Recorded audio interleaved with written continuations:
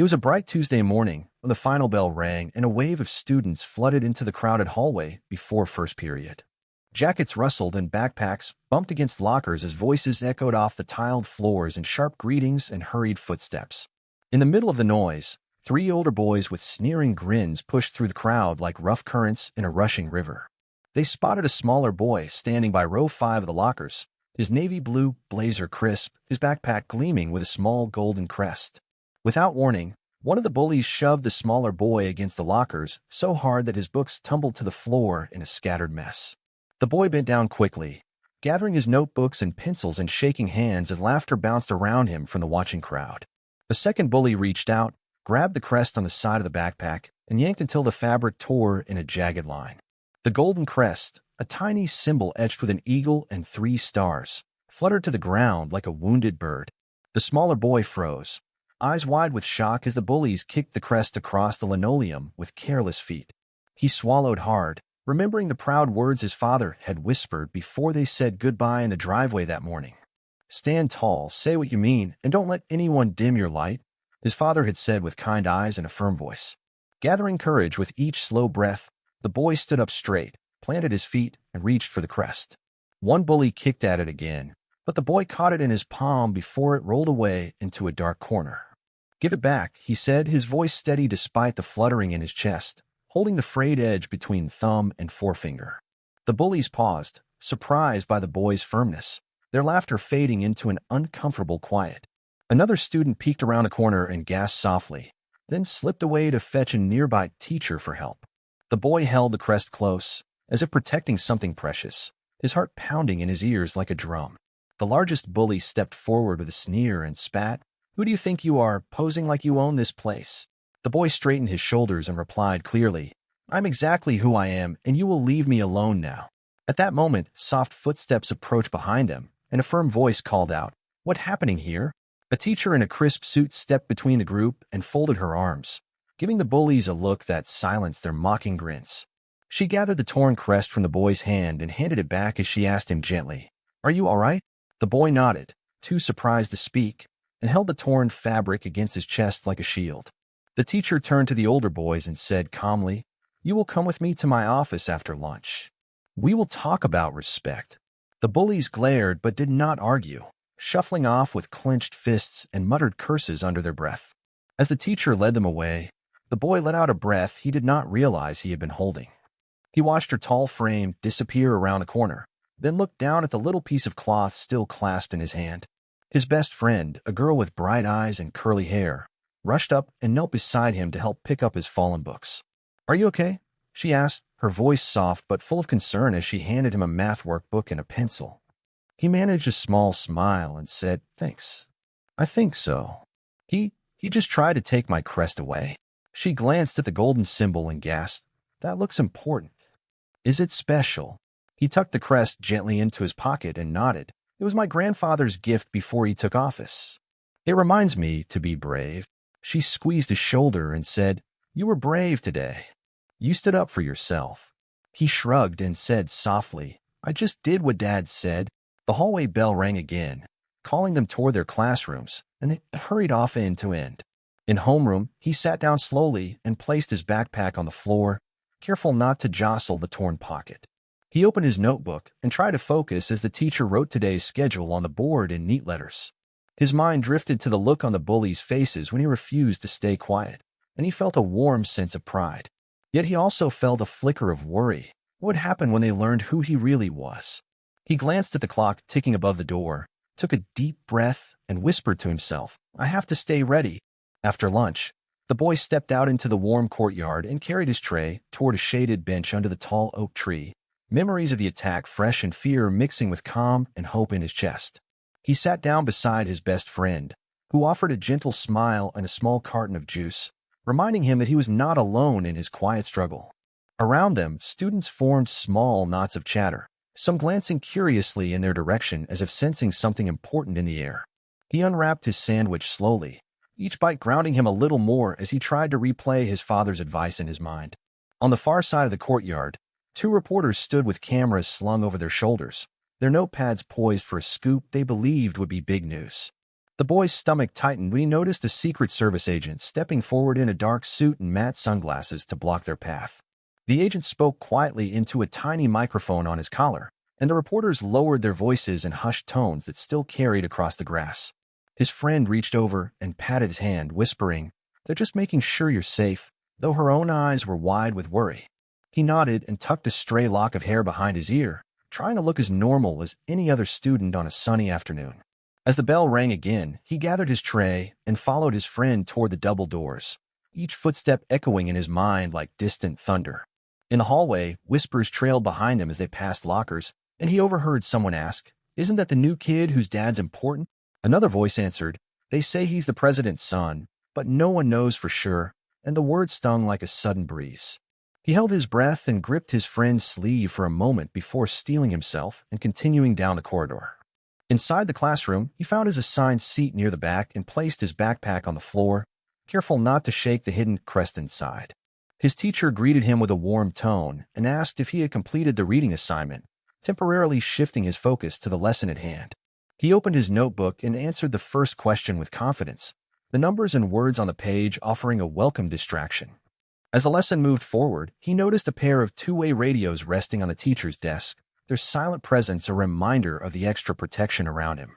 Throughout the class, he felt brief flashes of self-doubt mixed with determination, recalling how his father had taught him to be brave in the face of fear. When the teacher called on him again, he spoke clearly and earned an approving nod, which sent a small surge of pride through his chest. By the time the lesson ended, he felt more settled, as if the routine of schoolwork had helped steady the storm of thoughts in his mind. At recess, he and his friend walked to the courtyard again, scanning the familiar benches and patches of green grass for a peaceful spot.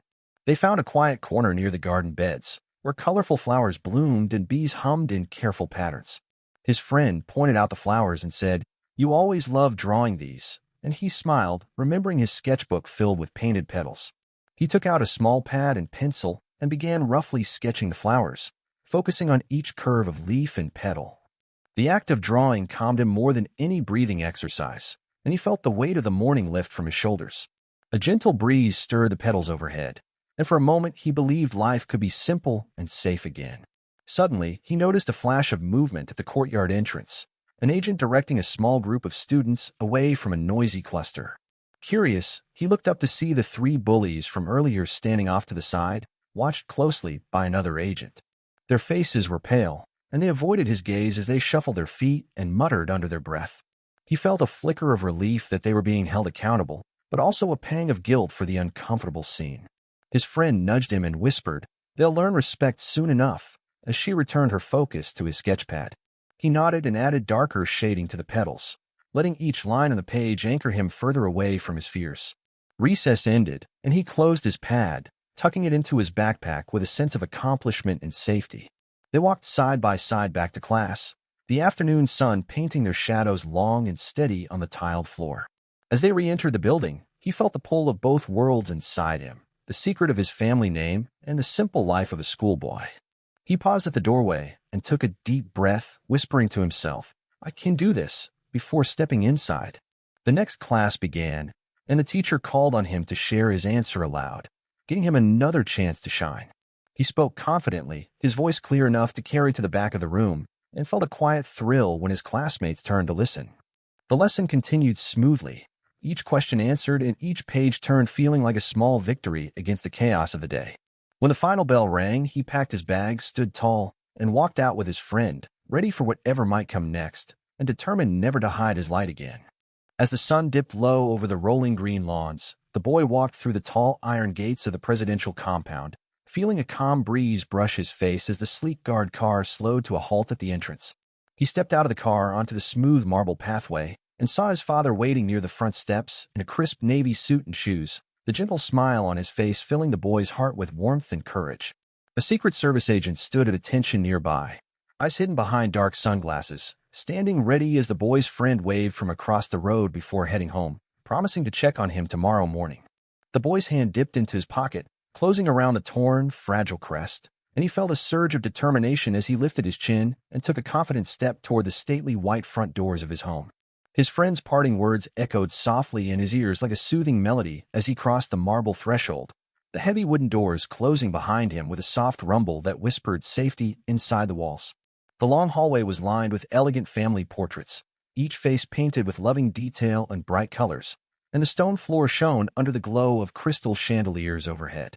He heard his father's voice calling from the study at the end of the corridor, full of concern and pride, and hurried down the hall, his footsteps muffled by the plush red carpet. When the boy reached the study, his father rose from behind the desk, setting aside a stack of papers, and opened his arms with a proud expression that melted the boy's remaining tension. "Tell me what happened today," his father said in a gentle voice filled with care, and the boy squared his shoulders before explaining the morning attack, holding up the frayed edge of the golden fabric to show the torn crest. His father listened without interruption, eyes soft yet serious, and then reached across the desk to rest a strong hand on the boy's shoulder, squeezing gently as he whispered, "You did right to stand up, and I am so proud of you."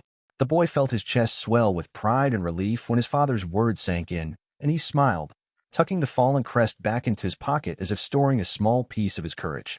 His father let go and walked to the tall window beside the desk, drawing back the drapes to let in the evening light, which painted gold stripes across the plush carpet.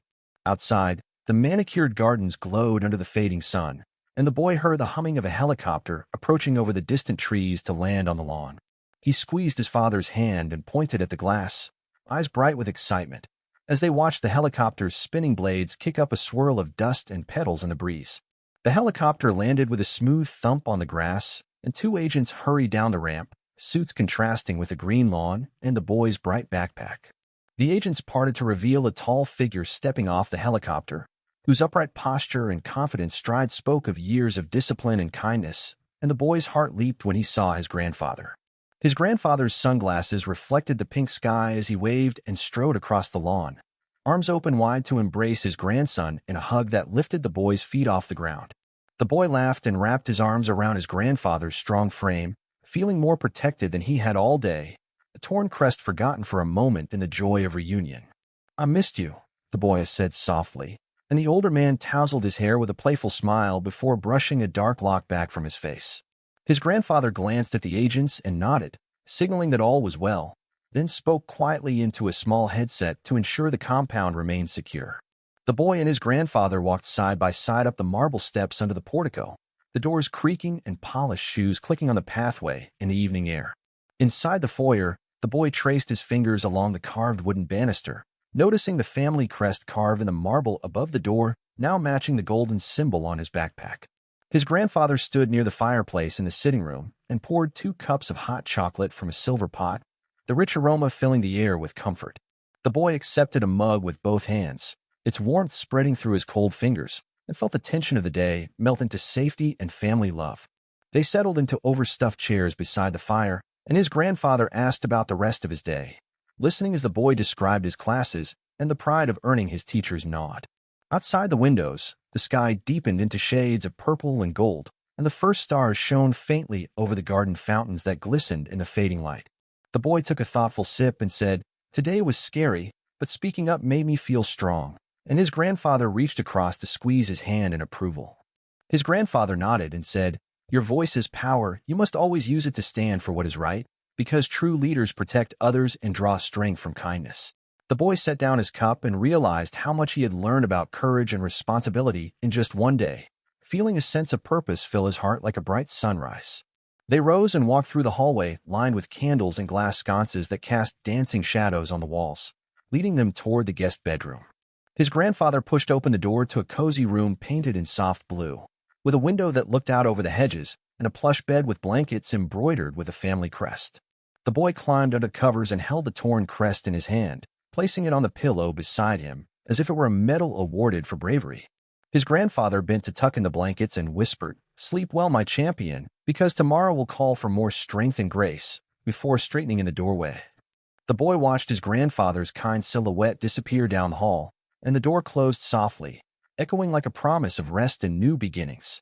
He lay back and gazed at the ceiling, where painted clouds curved across a pale blue sky, imagining himself soaring above the winds like an eagle protected by courage. The room felt warm and safe, and for the first time since the morning attack, he felt the weight of the torn crest loosen in his pocket and his heart relax. As he closed his eyes, he recalled his father's and grandfather's words and vowed to always speak out when he saw wrong, because silence can let hurt grow. He drifted into a deep sleep, dreaming of a bright tomorrow filled with promise, justice, and the certainty that neither bullies nor fear would define him. Outside the guest house, the wind whispered through the tall pines bordering the lawn, carrying the soft sound of distant guards changing their shifts under the moon. The boy slept peacefully, his dreams guarded by family, honor, and the knowledge that he was never alone and that bravery lived inside him always. The next morning, the boy awoke to golden sunlight filtering through tall windows in his bedroom, where soft curtains fluttered gently in the cool breeze. He dressed carefully in his uniform, checking that his tie was straight, his shoes were polished to a shine, and his jacket felt snug but comfortable. In his pocket, he carried the frayed crest like a small treasure, its edges rough beneath his fingers as he walked down the marble hallway. At the dining table, his grandfather sat under crystal chandeliers reading the morning paper, and the boy poured himself a glass of orange juice. A bowl of cereal waited beside his plate, and he ate slowly, listening as his father spoke in a calm voice about courage and respect. His father reminded him that true strength comes from kindness, while his grandfather added that leaders protect others and stand up for what is right. Milk frothed over the edge of the bowl, and the boy wiped it away with a napkin before smiling up at his family. He thought of the bullies from yesterday and wondered whether their hearts could change if they understood the power of respect. His mother joined them on a video call from another city, beaming pride as she told him how brave he had been. The boy waved and promised to be careful, feeling a rush of warmth when she said she believed in him always. Soon a guard appeared to guide him to the waiting car, bowing politely before opening the door for him. The sleek sedan carried him smoothly down the tree-lined driveway and past the manicured gardens of the compound. At the school entrance, an agent greeted him and cleared a path through the students, who paused in quiet curiosity. Inside the courtyard, he saw the three bullies standing at the edge, shoulders hunched and eyes downcast under watchful guard. The principal stepped forward to the microphone and welcomed everyone to the morning assembly, speaking about teamwork and understanding. Her voice carried clearly across the grass as she announced a special segment dedicated to learning from mistakes. Two agents then escorted the bullies to the front, and the crowd grew silent with anticipation. The principal asked each bully to speak, and the first boy stepped up with a trembling voice to apologize for his cruel words. He admitted he had acted out of ignorance and promised to learn kindness instead of causing fear. The audience listened in respectful silence, and the boy felt a mix of relief and compassion wash over him. The principal thanked the bullies for their honesty and reminded everyone that courage includes admitting when you are wrong. Then she invited the boy to share his thoughts, and he walked forward with steady steps and a calm heart. Standing at the microphone, he spoke clearly about the pain bullying causes and how forgiveness can heal old wounds. He reminded his classmates that real leaders use their voice to support others and build each other up. His words floated over the students like a gentle breeze, and some wiped tears as they absorbed his message. The bullies met his gaze and gave him small nods, their faces reflecting a new respect in their eyes. To conclude, the principal asked the whole school to pledge to treat each other with dignity and to speak up for anyone in need. A soft cheer rose from the students, and the bullies joined in with genuine smiles for the first time. After the assembly, the boy returned to class feeling proud that he had helped guide a positive change. His best friend met him at the door and whispered, "You inspired everyone today," and he felt a bright glow of happiness. In class, he worked on a leadership project, writing about his experience and the lessons he had learned. He described bravery, respect, and the importance of standing together in words that were simple yet powerful. At lunch, he sat with his friend under the old oak tree, sketching ideas for a kindness club they planned to start. They talked excitedly about meetings, posters, and inviting anyone who needed a friend or support. The boy felt hopeful as he drew each flower and heart, imagining a group working side by side in friendship. When the bell rang, he packed away his sketchbook and headed back to class with a light and eager step. In math class, he solved problems with ease, and his teacher smiled proudly when she saw his answers. During science, he took careful notes on plant life, thinking about how kindness can help people grow like flowers. As the final bell rang, he gathered his things and walked to the car with his friend, both of them chatting about tomorrow's plans. Pulling into the compound drive, he felt confident and ready for the challenges ahead, knowing he had made a real difference that day. Early the next morning, the boy sat at the breakfast table reading a news headline about a video showing 3 boys attacking a student in his school hallway. His mother poured him a glass of milk and asked softly, "Are you okay after yesterday's assembly?" He pointed at the screen and said, They posted my story online last night, and people everywhere watched it.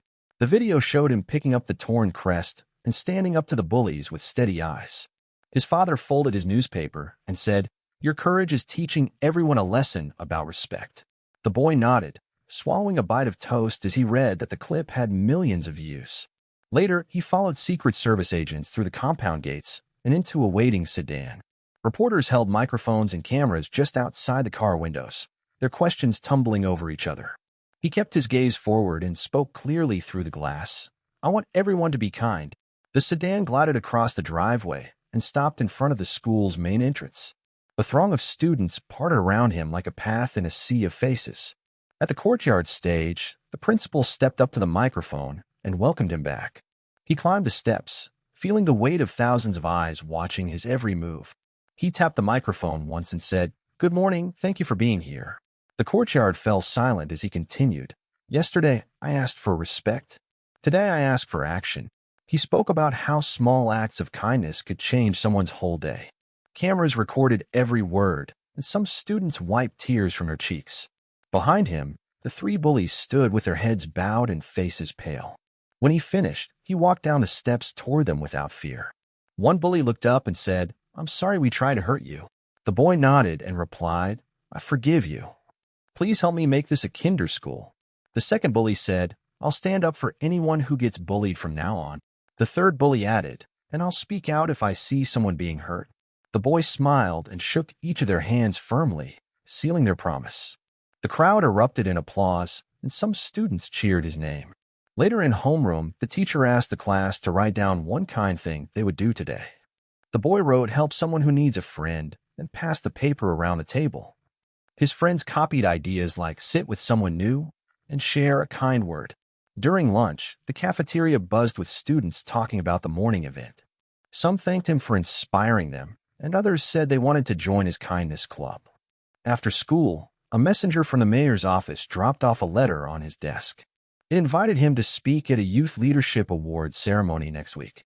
He felt proud but also calm, remembering his father's words that true leaders serve others. When he got home, his grandfather showed him an old medal from his own childhood. "I won this for helping a friend in need," his grandfather said, smiling. The boy held the medal next to his torn crest and thought about how bravery can live in small hearts. That night, he practiced his mayor's speech in front of a mirror, speaking slowly and clearly. His mother listened and said, "Your words will give hope to many people." He placed the torn crest under his pillow, a reminder of the power of standing up. As he drifted to sleep, he dreamed of a school and a world built on kindness and respect. The morning sunlight brightened the tall white columns of the grand auditorium as the boy arrived, stepping out of the sleek black car.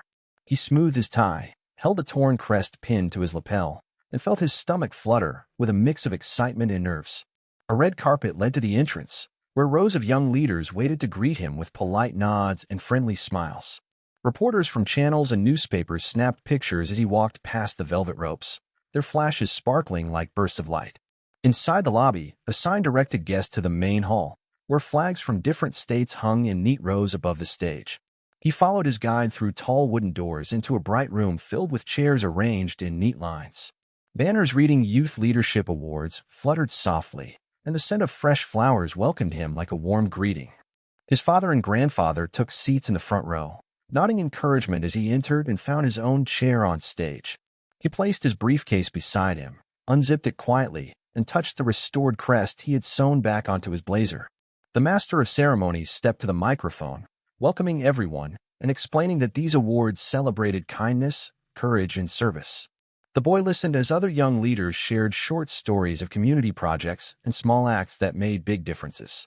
When it was his turn, his heart pounded like a drum, and he took a deep breath before standing.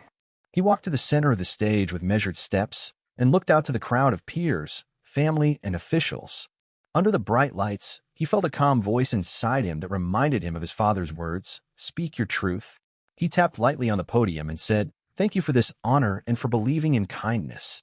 The audience fell silent, and he spoke clearly about the morning assembly, the bullies who learned respect, and the power of forgiveness. He described how standing up helped him find his voice and how small clubs could change a school's heart.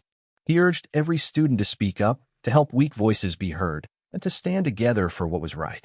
His words painted pictures of a kinder world where neighbors looked out for each other and strangers greeted with smiles. At times, he paused to let the message sink in, watching faces soften and some students nod in agreement. When he finished, the room filled with applause that felt like rolling waves of approval. He stepped back, his cheeks warm, and returned to his seat as officials announced awards one by one. Each winner stood to accept a medal and spoke briefly about their projects in quiet, bright voices. The boy listened to stories about tutoring programs, park cleanups, and food drives that sprouted from simple ideas. He realized that every act of service, no matter how small, built a stronger community. When the last award was given, the master of ceremonies invited all winners to stand together for a group photo. The boy rose and joined them on stage, a line of proud faces shining under the chandeliers. Cameras flashed again, and he felt a gentle sense of belonging with the other winners. After the ceremony, a long table held refreshments, and classmates approached him to say congratulations. He shook hands, accepted hugs, and thanked each person with a genuine smile. A teacher from his school gave him a notebook with notes of encouragement from classmates, each message bright and kind. He read the messages quietly, feeling tears of joy prick at his eyes as he saw names he barely knew. Outside the hall, his friend waited with open arms and a wide grin, and they hugged tightly. They walked down the grand staircase together, talking about their plans for the Kindness Club. At the car, the boy thanked his father and grandfather for support, and his grandfather handed him a medal he had kept safe. The medal was older than the helicopter, and he pinned it next to his crest, feeling 2 generations of courage side by side. The drive back was quiet, and he looked out the window at trees drifting by, thinking of all the good still to come. When they arrived home, he placed the medal and crest on his desk under a small lamp, where they shone like promises. He climbed the stairs to his room with a calm heart, knowing he had done more than earn an award. He had inspired change. Before sleep found him again, he whispered softly to the quiet room, "This is only the beginning," and drifted off to dream of tomorrow.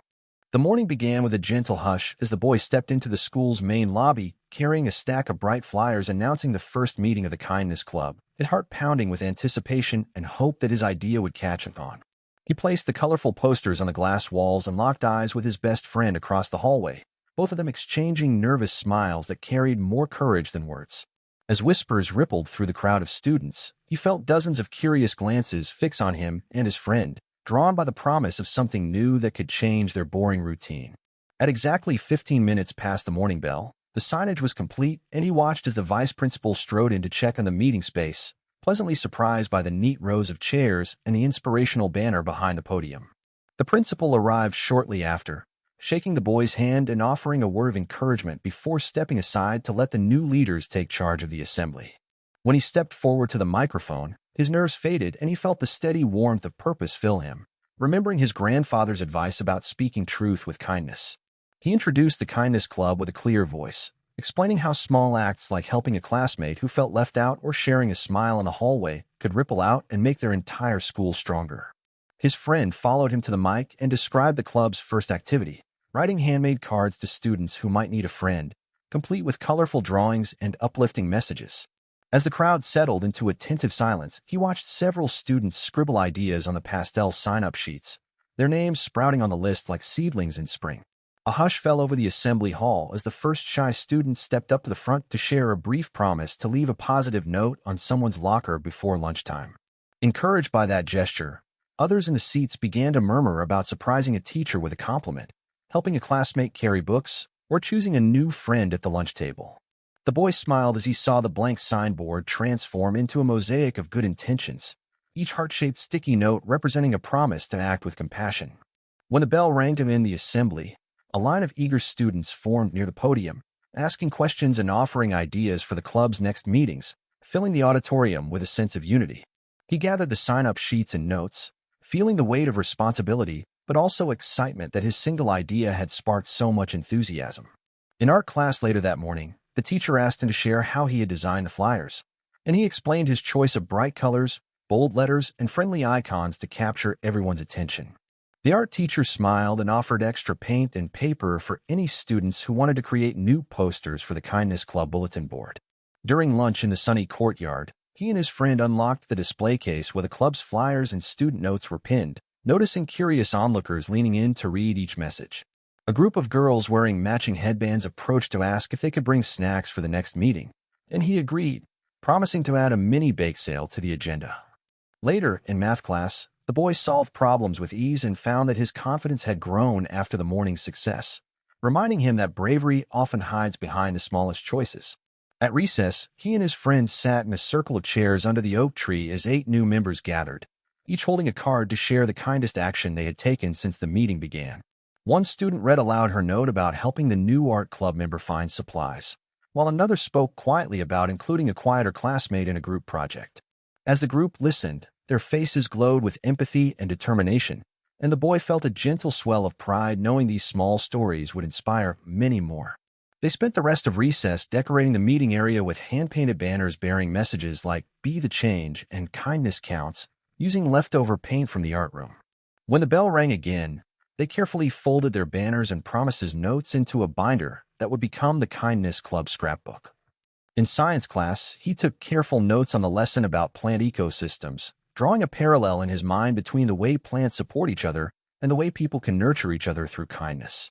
After classes ended, he stayed late to meet with the art teacher and arrange an upcoming gallery display of student kindness art projects in the main hallway.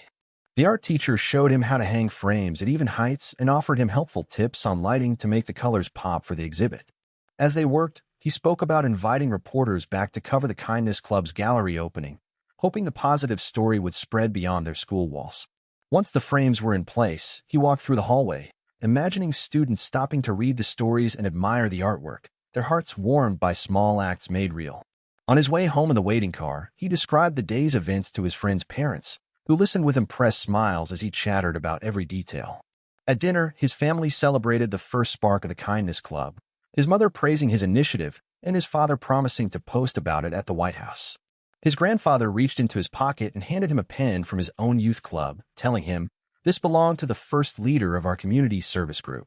He held the pen reverently as though it carried a legacy of shared goodness, feeling the thread of hope connecting his family's past and future. That evening, he returned to his room and added the day's photos and notes into the scrapbook with gentle care, each page a memory of teamwork and compassion. He wrote the title Day 1, Planting Seeds of Kindness, on the page in careful block letters, then sketched a small tree beside it, each leaf a promise of what was to come. As he closed the scrapbook, he whispered gratitude for every student who had dared to stand up, not just for him but for each other. He placed the binder next to his medal and crest on the desk, the 3 items together forming a quiet display of bravery, legacy, and hope, a silent testament to the promise he had made and a guiding light for all who witnessed his journey. Before he climbed into bed, he opened the window and let the cool night breeze carry away any lingering doubts, imagining those same winds carrying his message of kindness far and wide, while the stars above seemed to shine in approval, as though the universe itself celebrated his gentle mission. He drifted off thinking of tomorrow's meeting agenda, planning discussion prompts about empathy exercises, community service opportunities, and creative kindness challenges, with a smile touching his dreams. Sleep found him in a calm embrace, dreaming of a school transformed by small acts that shone brighter than any headlines, bound together by laughter, respect, and the simple power of caring.